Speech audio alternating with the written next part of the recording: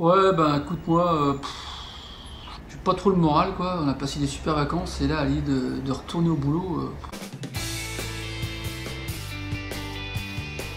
Bonjour, bienvenue dans cette nouvelle vidéo. Alors voilà, c'est la fin des vacances. Certains ont un enthousiasme et un moral débordant et à l'inverse, d'autres traînent les pieds, manquent de motivation. Pour certains, c'est même un peu la déprime, la dépression. Certains rentrent avec vraiment beaucoup de frustration. Alors, qu'est-ce qui caractérise celles et ceux justement qui ont cet enthousiasme? Comment te remotiver? Comment retrouver du goût, du plaisir pour être heureux dans son job, heureux dans sa vie? Alors, comment faire pour se remotiver?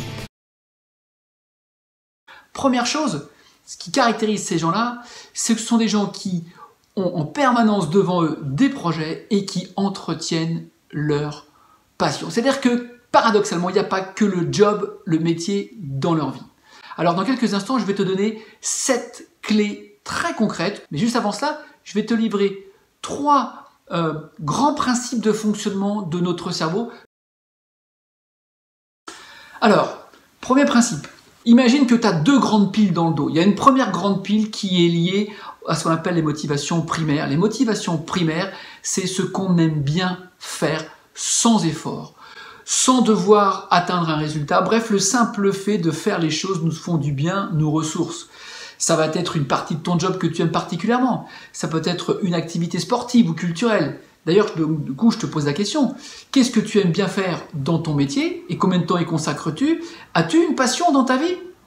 Et combien de temps y consacres-tu? Si on consacre régulièrement du temps à entretenir cette passion, la réserve d'énergie est durablement haute et elle ne baisse jamais. Il suffit de l'entretenir pour que l'énergie soit haute. C'est facile.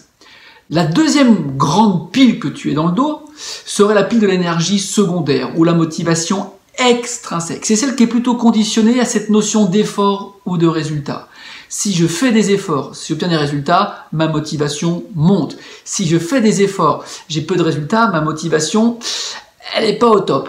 Si par contre, j'ai aucun résultat, je fais des efforts et personne ne vient reconnaître ces efforts, alors là, ma motivation, elle baisse. C'est le problème des gens qui ne sont centrés que sur l'activité professionnelle. Tout leur système de motivation n'est dépendant que de la reconnaissance du résultat ou de leurs efforts par leur patron. Enfin, la troisième loi du cerveau, c'est qu'on n'est pas calibré pour faire des efforts. On n'aime pas ça. Même si depuis tout petit, on a été élevé sur le mode « fais des efforts, obtiens des résultats et tu auras des récompenses », une partie de nos cerveaux, lui, il aime bien aller tout de suite à la notion de plaisir. Tu l'as compris, le secret, c'est d'entretenir du temps sur des choses qui te font plaisir. Alors voilà maintenant les 7 clés concrètes qui vont t'aider à être plus heureux, plus performant et retrouver du plaisir dans ton job.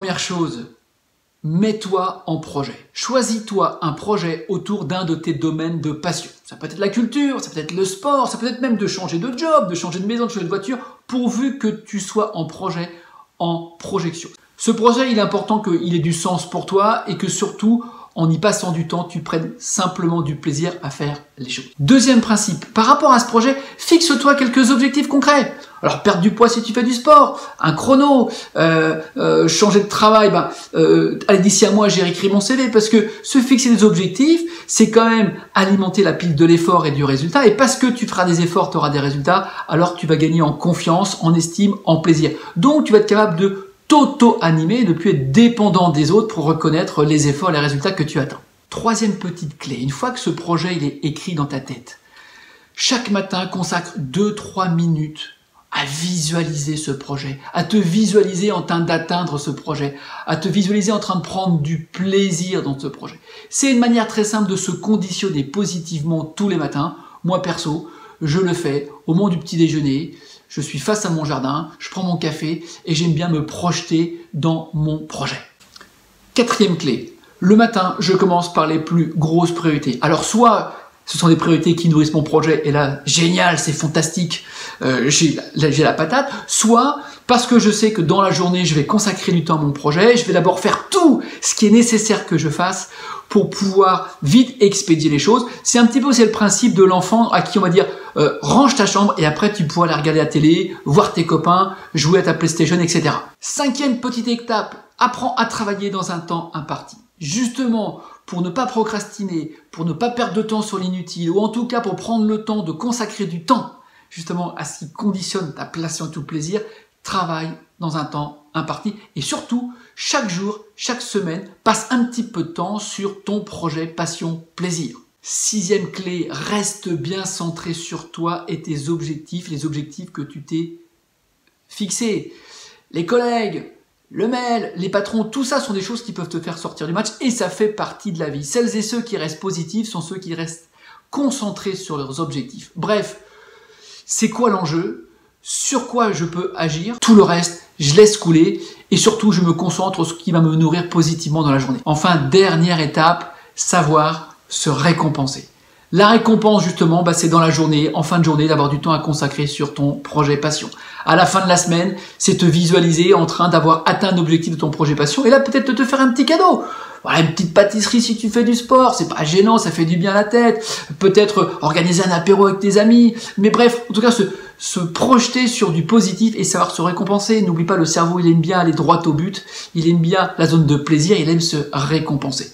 À la fin d'un mois, à la fin d'un trimestre, et puis surtout à la fin de ton projet, peut-être de te faire une sorte de cadeau symbolique. Moi, tous les ans, quand j'ai réussi une belle année, je m'offre un voyage au soleil pour faire la plongée, qui est l'un de mes sports passion. Voilà, alors c'est à toi de jouer. Mets en œuvre concrètement ces 7 étapes. Choisis-toi un projet, plaisir, passion. Fixe-toi des objectifs. 3, chaque matin, visualise ton projet, sa réalisation. 4, le matin, commence tout de suite par expédier les grosses priorités. 5, reste bien concentré sur ton projet.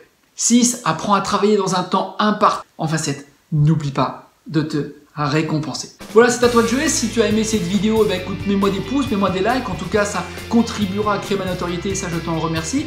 Si surtout tu penses que cette vidéo peut être intéressante pour un de tes parents, un de tes collègues, un de tes amis, parce que lui-même il est un petit peu en période de démotivation, partage-la avec lui. Laisse-moi surtout un commentaire.